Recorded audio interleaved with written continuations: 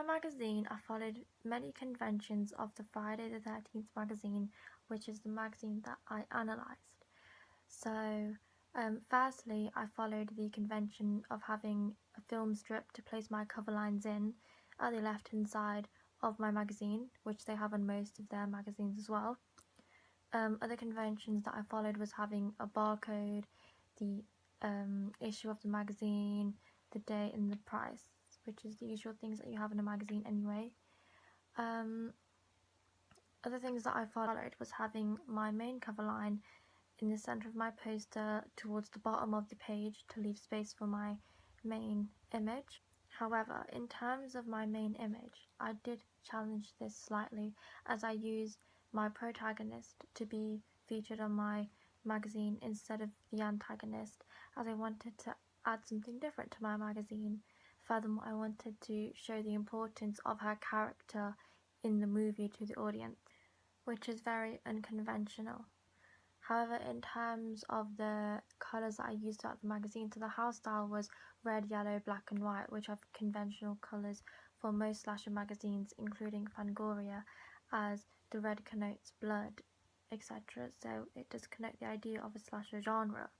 Furthermore, in terms of the name that I chose for my magazine, which is Corpse, is very much similar to Fangoria in terms of what it stands for. So Fangoria really stands for fans of gore, and corpse is another word for like a dead body, so that relates to death and killing, which then relates to slasher movies. I wanted my name of my magazine to also connote to the genre of my magazine as well, so it makes it more easy for the audience to realise what the magazine is about.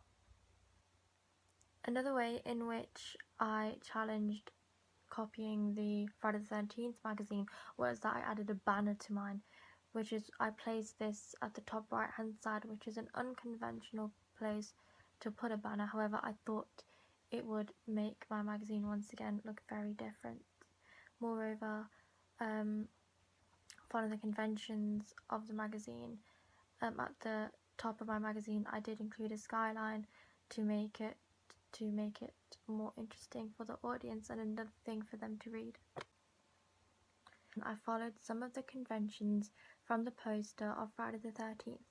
Firstly, I followed the convention of the positioning of the billing block, which is in the same format and typography of the billing block on the Friday the 13th poster. Moreover, the name of my movie, the tagline, and all the institutions as well as the release date and the website are all placed at the bottom of the poster just beneath the name of my film, just like how it is done on the Friday the 13th poster. I done this because I thought it was a good way to position all my things at the bottom of the poster, leaving the center for my main image. However, I did, instead of putting a tagline, I included a quote from my magazine to help with the idea of a cross-media package. Also, I thought by having a quote, it would make my poster different and seem more appealing, as it has a review on it, which would suggest that it's a good movie. I've also used a convention of having my film title in red with some black in it. The reason I did this was because I wanted the red to connote the idea of a blood, as it is a slasher movie, and black the idea of evil and darkness. So for the main image of my poster, I challenged the convention of having an antagonist as featuring on my poster, where instead I had the protagonist, which is Davina in my case. I chose to do this as I wanted to add something different to my poster. I wanted her to be seen as the more important figure. However, I still wanted the connotations of a slasher movie to be presented in the poster, and to do this I added a scar on her face that had blood on it, which then connoted the idea of a slasher movie. The shot that I done this was a close-up. I decided to do a close-up because of her eyes, which is showing direct address, and I wanted that to pull the audience in so they were able to see the feeling in her eyes, and I wanted them to be able to relate to her and see the fear coming out of her eyes. However, although it challenges the Friday the 13th poster, it does in some way conform to the Scream poster, where you see the victim on the poster which is also a close-up, so in some ways it does conform to that. However, in my case, I wouldn't really say Davina's a victim, as at the end of the movie, the audience is unaware as to whether she is the protagonist or the antagonist. I would say my trailer is pretty conventional, as it follows Todorov's theory, which is also done in Friday the 13th. By using this theory, it allows me to showcase my narrative through different stages within the movie, such as equilibrium, disruption, recognition, and the attempts to repair. This is effective as it allows my audience to see what takes place in my trailer, and also by using this convention, it allows for enigma and mystery, and allows the audience to also get a better understanding of my narrative.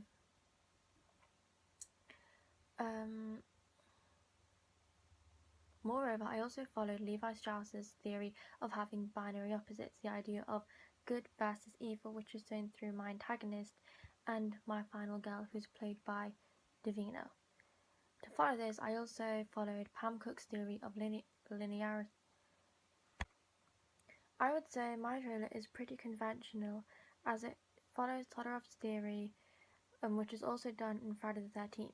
By using this theory, it allows me to showcase my narrative through different stages within the movie, such as equilibrium, disruption, recognition, and the attempts to repair.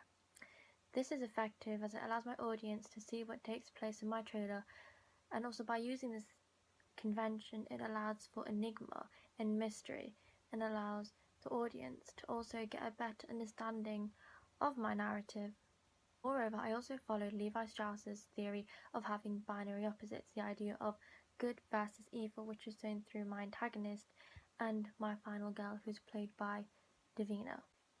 So in terms of my characters, I used stereotypical characters such as an antagonist, the final girl, the concerned adult or parent, because I found that they were very conventional in slasher movies. So starting with the antagonist, I followed the convention in terms of his costume, such as having the mask so people won't know who he is. This is very apparent in movies such as Friday the 13th and Saw. Furthermore, I also followed another convention of giving the antagonist a weapon, which usually will have blood on it. In my case, I used a knife. This is shown in movies such as Friday the 13th and Halloween.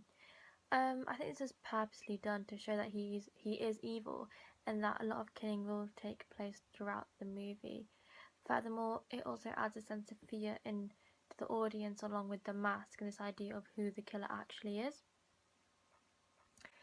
So, in terms of my killer, I also followed the convention of making him seem larger than the other characters, because it makes him seem more intimidating as well as more scary, and this is also done in Friday the 13th in many occasions. I also, in terms of his costume, I dressed him in darker colours just so he seems more evil, and the darkness connotes evil, as well as making him wear black gloves, which also connotes the idea of evil, and it's also very similar to Friday the 13th's antagonist, Jason. So, following on with my antagonist, I only made him appear in a number of shots. This is apparent in movies such as Scream, where the killer is only really shown once throughout the whole of the trailer. Towards the end of my trailer, where the building block is shown, I use a convention of having the antagonist in the background of it, just like in Friday the 13th.